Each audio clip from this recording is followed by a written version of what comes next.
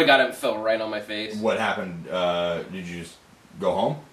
I waited till the show was over, and I drove myself home because it was my left knee, so I was able to drive. Okay.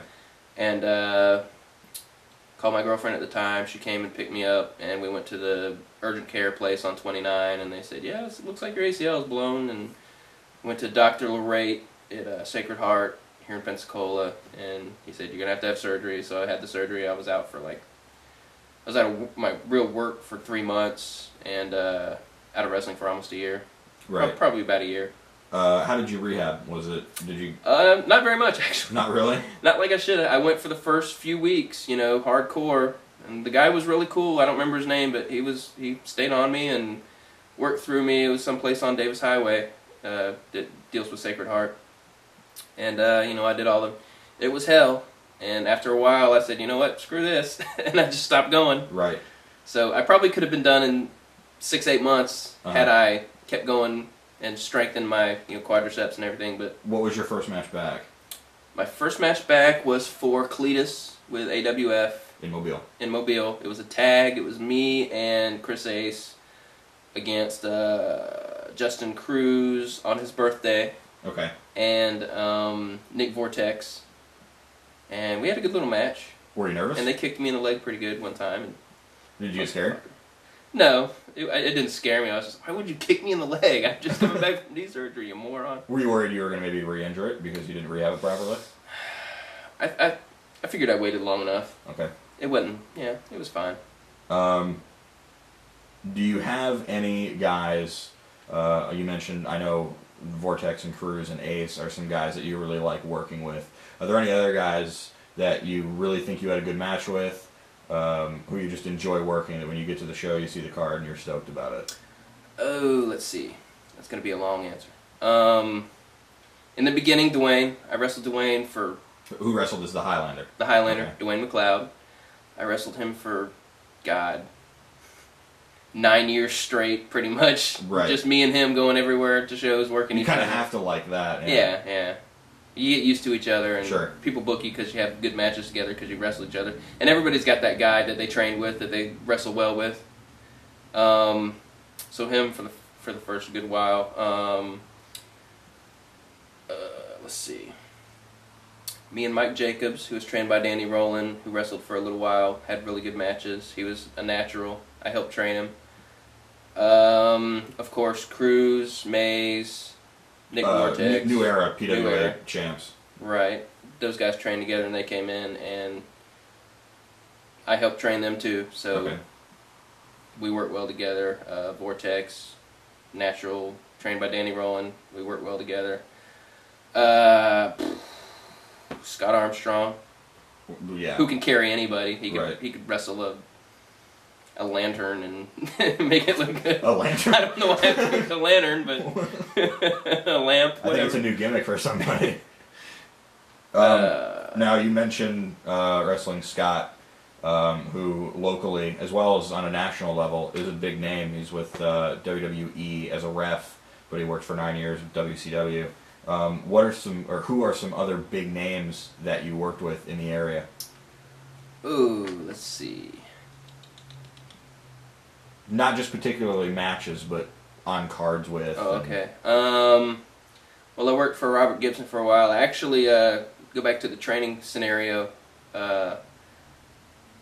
Cody and Savage broke me in, but I credit Robert Gibson with really training me, even though we didn't have a here's your money, here's your training kind of situation. When Danny Rowland was training, I would go down there and I would videotape Robert shows for him, and video edit them and do commentary on them and stuff for him, and trade for that he would let me work out with him when he's training Danny and things like that. So really, and I trained for a while with Don Fargo as well. Me and Dwayne did.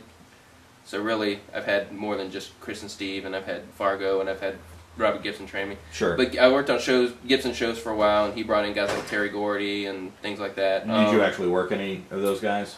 Not then, no. Then I worked for Samu, for a wrestling promotion called Southern States Wrestling. And I was on the card with the Head Shrinkers, Samu and Fatu, who's Rikishi, Bob Holly, Who else? Norvell Austin. I'm gonna blank on this. I know I'm gonna leave somebody out. I've wrestled Tommy Rogers in Mississippi, who was half of the Fantastics. You don't have any funny stories about any of these guys? There's a story about Tommy Rogers, but I don't think I'll go into it. You don't think? Nah, probably not. You sure? Yeah, I'm pretty sure. Okay. Who else? Did you actually work? Tommy Rogers? I know I'm leaving somebody out. Did you work him? Yeah, I had a match with Tommy Rogers. I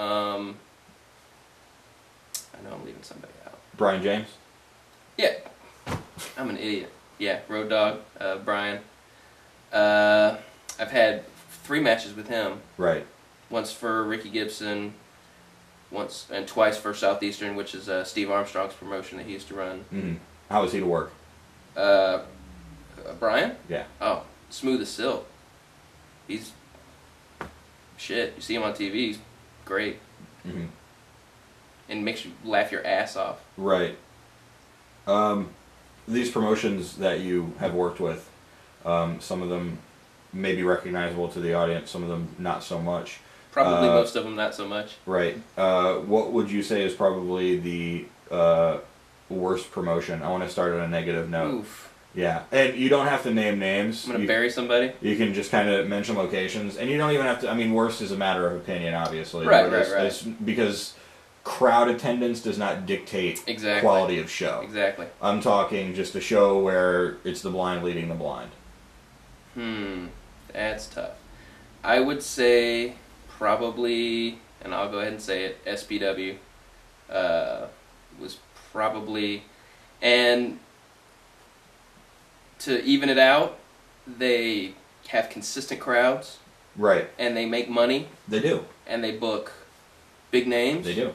You know, they go to Dothan and they have huge crowds. So, I mean, I can't tell them they're doing something wrong. Absolutely. But as far as you go in the locker room, most of the guys don't have gear. Which is something we touched on earlier. Right. Which, you know, and I was that guy, you know, starting out, so I'm, you know, I can't really talk. Right.